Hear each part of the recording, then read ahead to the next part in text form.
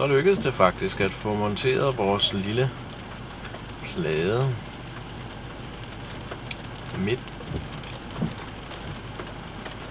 for trappen, så vores galleri kom til at passe.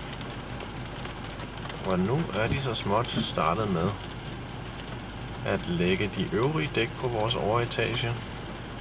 Faktisk så er der allerede monteret dæk på vores badeværelse. Og nu skal de så småt til at have de næste dæk monteret. Så kommer vi lidt udenfor og kigge, hvordan et af de helt store dæk bliver monteret.